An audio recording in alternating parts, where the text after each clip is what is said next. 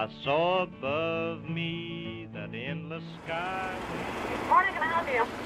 Yes, how you doing this morning? Good, good, thirsty. Hey, we'll take 2 coffees, 2 medium coffees, 1 with cream. Hey, it's gonna be $3.62. Okay. Hey, I wanted to ask you, is this Dunkin' Donuts, are there any controversies going on up here with the Dunkin' Donuts? I haven't heard of anything. Oh, good, you're lucky. Okay, thank you. You're welcome. Have a good afternoon. Okay, you too.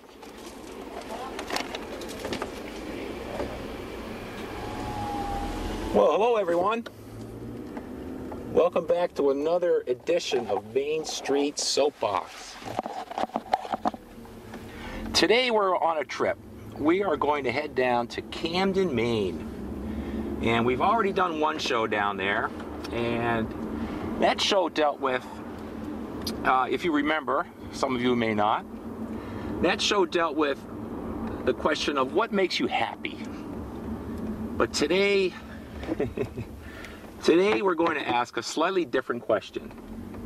There's apparently a Dunkin' Donuts franchise that is looking to open up in downtown Camden. And apparently it's created quite the stir, no pun intended.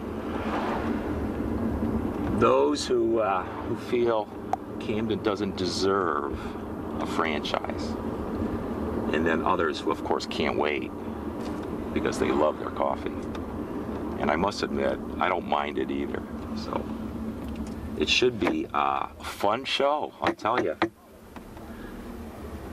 I hope there's no fisticuffs on the sidewalk today.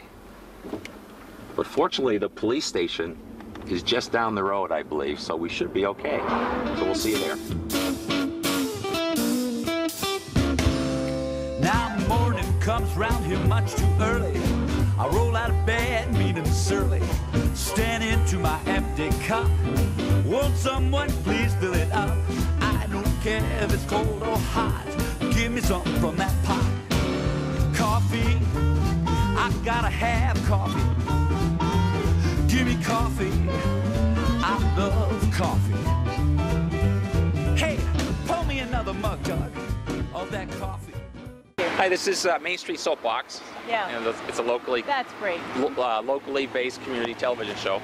And we're in Camden today asking folks what they think about the Dunkin' Donuts that may be going in. I think it's wonderful. You do? Yep. Okay. I go to church right here, Right. and we're separated by the green, and it's great to be able to run over on a Sunday morning and have a couple of those little, with a cup of coffee before the service. For sure. So you appreciate the convenience then? Yep, I like that. Okay. Yep, Okay. I almost wish they sold ice cream, but that's all right. Well, you know, Dunkin' Donuts, aren't they affiliated with Baskin and Robbins?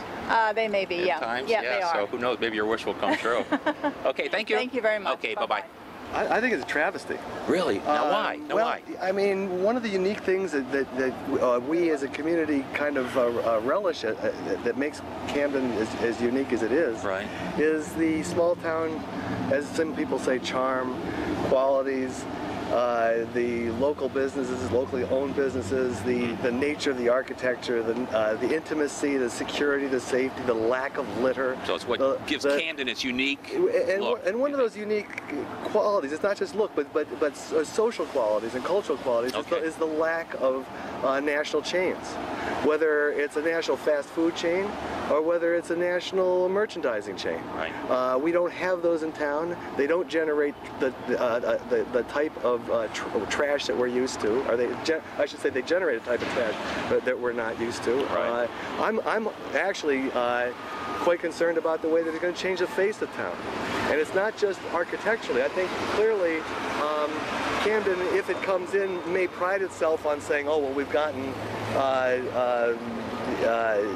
Dunkin' Donuts to do a well-designed thing, but I imagine that must be one of the issues that they're going to try to blend in. But you know, that we know that's going to happen. So what?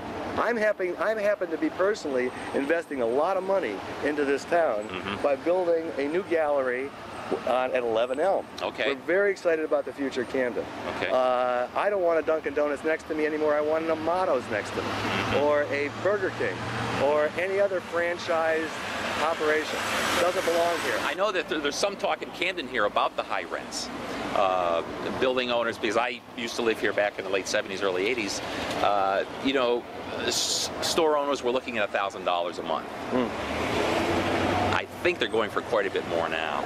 Well, it's obviously one of the things that drove the development of Rockland. You know, clearly MBNA helped develop the Farnsworth into what it is today, as well as all through all their own internal efforts. Right. And that helped to spark a rebirth of Rockland. But what really helped to bring those galleries in, who can't afford high rents, is the cost of rent in Rockland. And at that time, it was between a half and a third of what it is here. But at the same time, you know, we have shops here in town that sell refrigerator magnets and T-shirts and do well. So I think we can certainly upgrade the product, which we believe, and do well. We don't need national chains to challenge our identity in this community. Interesting, good point. Well, thank you very much. Thank you. I appreciate your opinions. Appreciate it. Okay, this is a show called Main Street Soapbox. Well, I don't see anyone standing on a soapbox, but you're tall, so... I'm going to bring one next time. Okay. Tide? You think we should go with Tide? It could be. Okay, we'll go with Tide. The question is, what do you think about the Dunkin Donuts here that might be coming into town? I think it's fine. Filling a storefront, competition in town, I think it's a great idea. So entrepreneurship, and it's the American way? It's the American way, and even though it's a franchise, there are some local franchise owners. So to me, it's a local business. Right. Look forward to seeing them. Because there's one in Belfast, obviously. There's one in where? Rockport? Rockland? And Rockland, Thomaston. Right. Yeah. Now, Can't leave us out of the game. Now, it's my understanding that the owner is a local person?